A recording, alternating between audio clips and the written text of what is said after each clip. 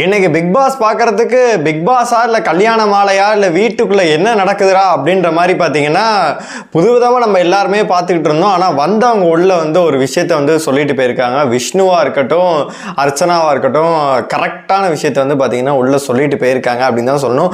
பணப்பொட்டி யார் எடுப்பா அப்படின்னு சொல்லிட்டு பார்த்தீங்கன்னா இப்போவே நம்மளுக்கு தெரிஞ்சு போச்சு. இந்த வாரம் எவிக்டாக போகிறவங்க கூட பார்த்தீங்கன்னா பணப்பட்டி எடுக்கணும் அப்படின்னு சொல்லிட்டு ஆசைப்பட்டுட்டு இருக்காங்க. எல்லாத்தையுமே நம்ம ஃபுல்லாகவே பார்த்தரலாம்.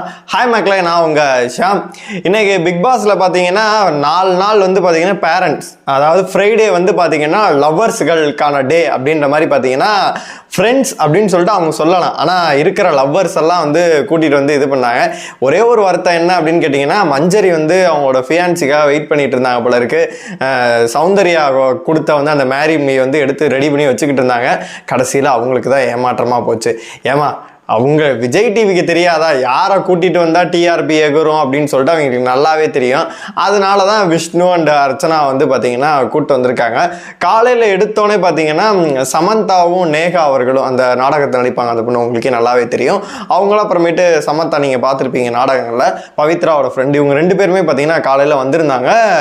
விஜய் விஷால்கிட்ட அந்த பொண்ணு நிறைய விஷயங்கள் போட்டு ஒட்டக்குது, அப்படி பேசுது. அப்படி இருக்கும்போது அவன் அதை ஒத்துக்க இல்லை சரி ஆமாம் அப்படி இப்படின்னு போட்டு உழப்புறான். ஆனால் அந்த பொண்ணு சின்ன பொண்ணாக இருந்தாலும் பார்த்தீங்கன்னா நறுக்குன்னு நிறைய விஷயங்களை கேட்டுச்சு. விஜய் சேதுபதி அட்ரஸ் பண்ண அந்த மனசுக்குள்ளே சாரி கேட்ட விஷயத்தை கரெக்டாக அட்ரஸ் பண்ணி நீ சௌந்தர்யாட்ட கேளு அப்படின்னு சொன்னேன். ஆனால் சௌந்தர்யாட்ட சாரி கேட்கும் போதும் அதை அப்படியே உழப்பிட்டான். அது அந்த ஸ்டேட்மெண்ட் எப்படி இருக்கும் அப்படின்னா, தப்பான விஷயத்த கூட நான் உன்னை குத்தி கொன்றுவேண்டா அப்படின்ற ஒரு இதை கூட நான் அதாவது உன்னை குத்திடுவேண்டா கொன்றுவேண்டா அப்படின்ற மாதிரி ஒரு மாதிரி உழப்பிட்டான். அப்படியே அதை ஸ்டேட்மெண்ட்டே மாற்றிட்டான்.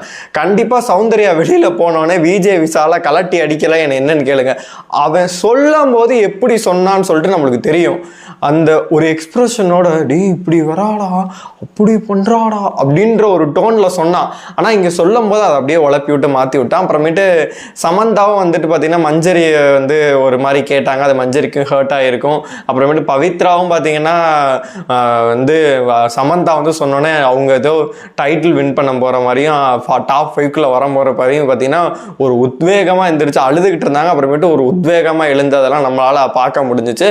அவங்க 2 பேரும் அப்படி போயிட்டாங்களா. அதன் பிறகு பார்த்தீங்கன்னா தீபக் அவர்களோட ஃப்ரெண்ட் சிங்கா அவர்கள் பார்த்தீங்கன்னா நிறைய விஷயங்கள் தீபக் கிட்ட சொல்லிட்டு இருந்தாரு. அப்புறமேட்டு விஷ்ணு அவர்கள், அதாவது போன சீசனில் அவர் எப்படிப்பட்ட கேம் ஆடினார்னு சொல்லிட்டு நம்மளுக்கு நல்லாவே தெரியும்.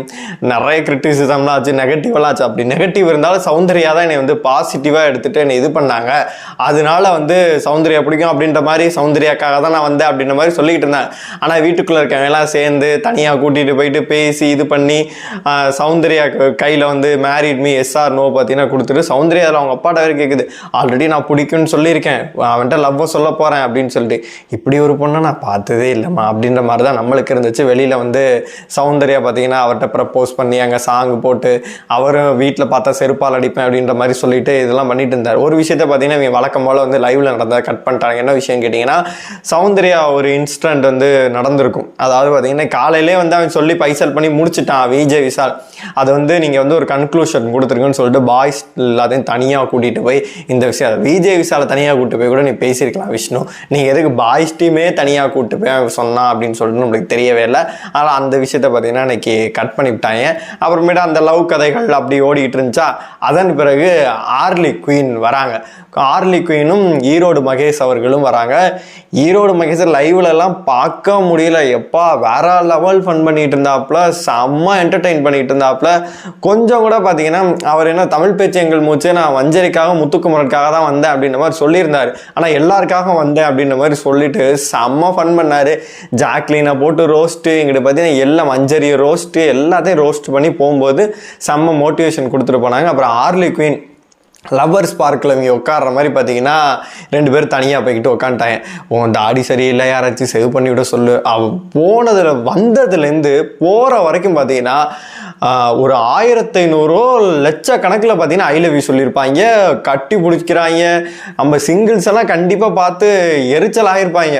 ஏன்டா இப்படி பண்ணுறீங்க, பல டிப்ரெஷன் இருக்குன்னாடா அந்த ஷோவே பார்க்குறோம், இப்படி பண்ணுறீங்களா அப்படின்னு சொல்லிட்டு.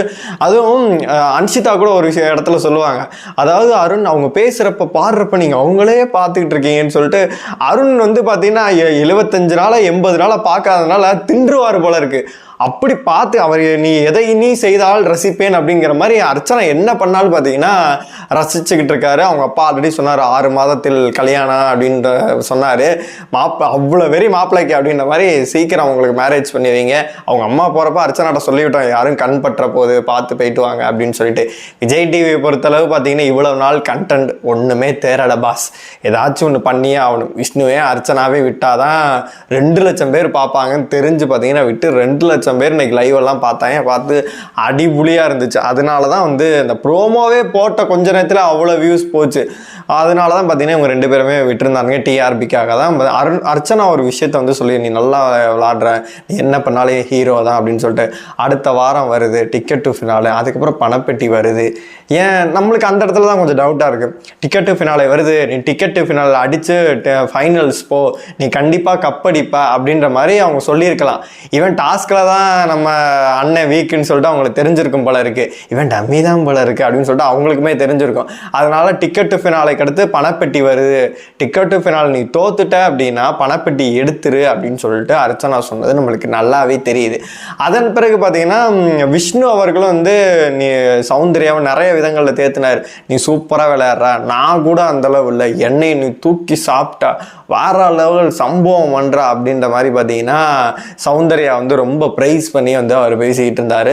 வெளியில் போய் லவ் ஒத்துக்குவாரா இல்லை என்ன ஆகும் அப்படின்னு சொல்லிட்டு நம்ம வெயிட் பண்ணி பார்க்கலாம். அப்புறமேட்டு இந்த கான்வர்சேஷன் எல்லாம் முடிஞ்ச பிறகு பார்த்தீங்கன்னா பணப்பெட்டியை பற்றி பார்த்தீங்கன்னா ஒரு டிஸ்கஷன் போகுது. முத்து தான் எல்லாத்துலேயும் கேட்குறாரு. எல்லாரும் அவன் வந்து தீபக் 45ங்கிறாரு, அப்புறம் 20 வராரு, சௌந்தர்யா ஒரு 17 சொல்கிறாங்க, ஜெஃப்ரி 20 சொல்கிறாங்க. ஒவ்வொருத்தரும் பார்த்தீங்கன்னா ஒரு 20, 12, 13, 20 அப்படி தான் இருக்குது எல்லாம். முத்து பார்த்தீங்கன்னா ஒரு 22 லட்சம் எடுத்துரு அப்படின்ற மாதிரி ஒரு விஷயம் எல்லாருமே சொல்கிறாங்க. ஆனால் எனக்கு என்ன தோணுச்சு அப்படின்னா, ஜாக்லின்க்கு வீட்டிலேருந்தும் ஒரு விதத்தில் ஏதோ சொல்லியிருக்காங்க, பணப்பெட்டியிலோ ஏதோ ஒன்று சம்திங் போயிருக்கு. அது மட்டும் இல்லாமல் அன்ஷிதாவோட அண்ணன் வந்தப்பையும் பார்த்தீங்கன்னா நீ பணப்பெட்டி எடுத்துரு அப்படின்ற மாதிரி. அவங்க இந்த வாரமே இருக்க மாட்டாங்க, அது வேற விஷயம். அப்புறம் வந்து பார்த்தீங்கன்னா ஜெஃப்ரிக்குமே எதுவும் சொல்லியிருப்பாங்களோ அப்படின்ற மாதிரி தோணுது. அருணுக்கும் பார்த்தீங்கன்னா அர்ச்சனா அவர்கள் சொல்லியிருக்காங்க. இந்த மாதிரி இந்த தடவை எத்தனை பேர் பணப்பெட்டி எடுப்பாங்கன்னு எனக்கே தெரியவே இல்லை. இந்த தடவை பணப்பெட்டிக்கு சரியான போட்டி இருக்கும். ஜாக்லினுக்கும் மைண்டில் அந்த இது வந்துருச்சு. பார்த்தீங்கன்னா இன்னைக்கு சோகமாக இது பண்ணிட்டு இருக்காங்க. என்னைய பொறுத்த வரைக்கும் முத்துக்குமரன், மஞ்சரி, தீபக் கூட வச்சுக்கோங்களேன், இந்த 3 பேரை தவிர யார் வேணால் பணப்பெட்டி எடுக்கலாம். நீங்கள் விஜய் விஷால் எடுக்கலாம், அருண் எடுக்கலாம், ஜாக்லின் எடுக்கலாம், அன்ஷிதா இருக்க மாட்டாங்க. அன்ஷிதா, ஜெஃப்ரி சப்போஸ் இந்த வாரம் இல்லை அப்படின்னா யார் வேணால் பணப்பெட்டி எடுக்கலாம். சப்போஸ் ஜாக்லின் பணப்பெட்டி எடுத்துட்டாங்க அப்படின்னா ஷோர் ஷார்ட்டாக பார்த்தீங்கன்னா ஃபஸ்ட்டு பிளேஸ் வந்து முத்துக்குமரன், செகண்ட் வந்து சௌந்தர்யாவுக்கு கொடுத்துருவாங்க, 3வது வந்து தீபக், அப்புறமேட்டு மஞ்சரி, இவங்கெல்லாம் அழகாக உள்ளே போயிடுவாங்க. தேவையில்லாமல் பண்ணுறாங்க அப்படின்னு சொல்லிட்டு தான் நம்மளுக்கு தோணுது. ஜாக்லின் எதுக்கு இந்த முடிவு எடுத்தாங்க அப்படின்னு சொல்லிட்டு நமக்கு தெரியவே இல்லை. ஃபைனல் போய் நம்ம என்ன பண்ண போகிறோம் அப்படின்னு சொல்லிட்டு என்ன யோசிச்சுட்டாங்களா இல்லைன்னு தெரியவே இல்லை. அந்த டாப் 5ல வந்து என்ன கிடைக்க போகுது, நம்ம அந்த பணப்பெ வந்த வரைக்கும் லாவண்டா எடுத்துகிட்டு போவோம் அப்படின்னு சொல்லிட்டு முடிவு பண்ணிட்டாங்க போல இருக்குது. உங்களை பொறுத்தளவுக்கு இன்றைக்கி எபிசோடை பார்த்தோன்னா உங்களுக்கு என்னென்ன தோணுச்சோ உங்கள் கருத்துக்கள் எல்லாத்தையுமே கமெண்ட் பாக்ஸில் சொல்லுங்கள். அது மட்டும் இல்லாமல் நாளைக்கு வந்து விஜய், விஷால், அன்ஷிதா, ஜெஃப்ரி 3 பேருமே பார்த்தீங்கன்னா டேஞ்சர் ஜோனில் தான் இருக்காங்க. இவங்க 3 பேர்த்தில் 2 பேர் யார் எவிக்ட் ஆவாங்க அப்படின்னு சொல்லிட்டு நீங்கள் நினைக்கிறீங்களோ கமெண்ட் பாக்ஸ் சொல்லுங்கள். அது மட்டும் இல்லாமல் பணப்பெட்டியை யார் எடுத்தா நன்றாக இருக்கும் அப்படின்னு சொல்லிட்டு கமெண்ட் பாக்ஸில் சொல்லுங்கள்.